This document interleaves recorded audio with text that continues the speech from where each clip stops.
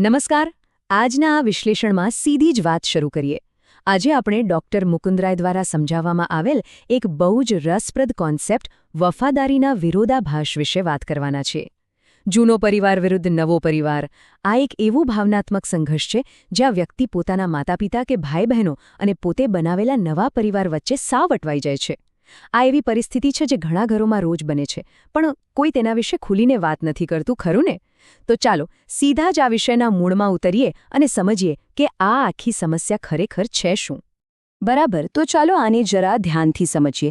કલ્પના કરો કે એક સુંદર પારિવારિક ફ્રેમમાં તિરાડ પડી ગઈ છે. જ્યારે વફાદારી ખોટી જગ્યાએ વહેંચાઈ જાય ને, ત્યારે સૌથી નજીકના સંબંધોમાં પણ આવી જ તિરાડ પડે છે.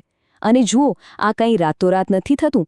સતત અવગણના અને ખોટી પ્રાથમિકતાઓને કારણે આ તિરાડ ધીમે ધીમે વધતી જાય છે અને છેવટે આખું માળખું જ તૂટી પડે છે. ડૉક્ટર મુકુંદરાય આખી વાતને એક બહુ જ સચોટ વાક્યમાં મૂકે છે.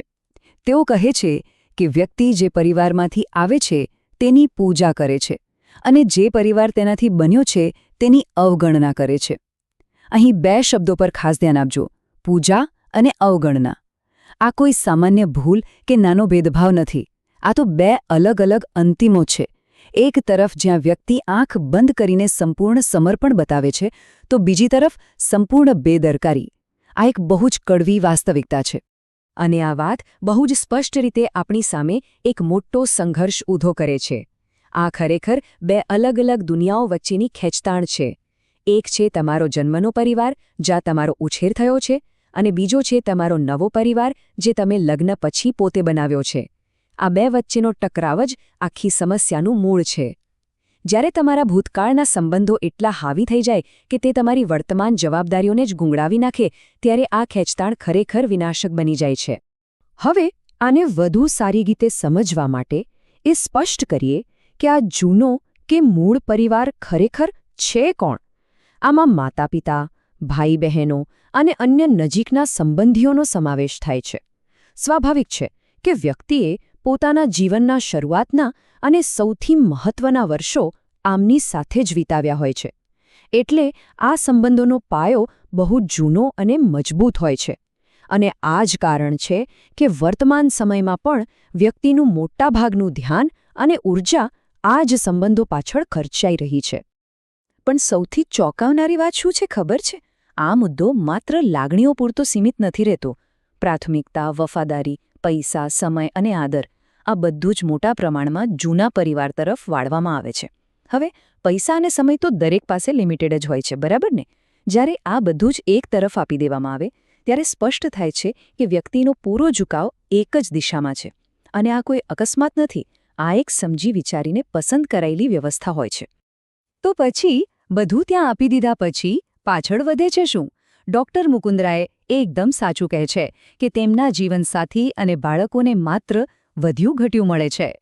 જરા વિચારો, વધ્યું ઘટ્યું અથવા બચેલું, આ શબ્દ સાંભળવામાં જ કેટલું ભારે અને દુઃખદાયક લાગે છે. નવો પરિવાર, જે ખરેખર વ્યક્તિની પ્રાથમિકતા હોવું જોઈએ, તેને માત્ર એ જ મળે છે જે બીજા બધાને આપ્યા પછી છેલ્લે બચી ગયું હોય. પછી ભવે તે સમય હોય, પ્રેમ હોય કે પછી માત્ર શાંતિથી વાત કરવાનો સમય હોય. એટલે અહીં સમજવા જેવો સૌથી મહત્વનો મુદ્દો એ છે કે આ સંબંધોમાં એક બહુ જ મોટું અસંતુલન ઊભું થઈ ગયું છે. એક પલ્લામાં માતાપિતા અને ભાઈ બહેનો માટે પૂરેપૂરી પ્રાથમિકતા અને આદર છે, જ્યાં બધું જ છૂટા હાથે અપાય છે. જ્યારે બીજા પલ્લામાં પોતાના જીવનસાથી અને બાળકો માટે માત્ર વધ્યું ઘટ્યું છે. આ કોઈ નાની બેદરકારી બિલકુલ નથી. આ તો એક એવી ગોઠવણ બની ગઈ છે જ્યાં એક તરફ ભરપૂર પોષણ છે અને બીજી તરફ સાવ અછત છે. ડૉક્ટર મુકુંદરાય આ આખી સાયકલને જૂની પારિવારિક વ્યવસ્થા તરીકે ઓળખાવે છે. આ એક બહુ જ જડ સિસ્ટમ છે. આમાં થાય છે એવું કે વ્યક્તિ માનસિક રીતે પોતાના ભૂતકાળના સંબંધોમાં જ ફસાયેલી રહે છે. તે એક આદર્શ દીકરો કે આદર્શ ભાઈ બનવાની હોડમાં એટલી મગ્ન થઈ જાય છે કે વર્તમાનમાં પોતાની નવી જવાબદારીઓ પૂરી જ નથી કરી શકતી. આ સિસ્ટમ વ્યક્તિને ભૂતકાળ સાથે એટલી મજબૂતાઈથી બાંધી રાખે છે કે નવા પરિવારનો વિકાસ જ અટકી જાય છે.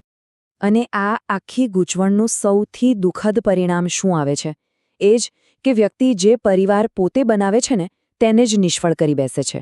આ કોઈ સામાન્ય ગેરસમજ નથી, આ એક બહુ જ મોટી નિષ્ફળતા છે. ભૂતકાળની આંધળી વફાદારી સીધી જ રીતે વર્તમાન પરિવારને તોડવાનું કારણ બને છે. જે સંબંધોનું જતન કરવાની સૌથી વધુ જરૂર હતી, જેની જવાબદારી વ્યક્તિએ પોતે લીધી હતી, તે જ સંબંધો આ ખોટી જગ્યાએ મુકાયેલી વફાદારીનો સૌથી મોટો શિકાર બને છે. તો આજના આ વિશ્લેષણના અંતે હું તમને એક બહુ જ ઊંડા અને વિચારવા મજબૂર કરી દે તેવા પ્રશ્ન સાથે છોડી જવા માંગુ છું. શું ભૂતકાળ પ્રત્યેની અડગ વફાદારી ખરેખર વર્તમાનમાં નિષ્ફળતાનું કારણ બની શકે છે? આ પ્રશ્ન એક અરીસા જેવો છે. આ આપણને વિચારવા મજબૂર કરે છે કે જ્યારે પ્રાથમિકતાઓ જ ખોટી હોય ત્યારે તેની કેટલી મોટી કિંમત ચૂકવવી પડે છે. આશા છે કે ડૉક્ટર મુકુંદ રાયના આ વિશ્લેષણે તમને આ જટિલ પારિવારિક ગતિશીલતાને સમજવા માટે એક નવી દ્રષ્ટિ આપી હશે. ફરી મળીશું એક નવા વિશ્લેષણ સાથે.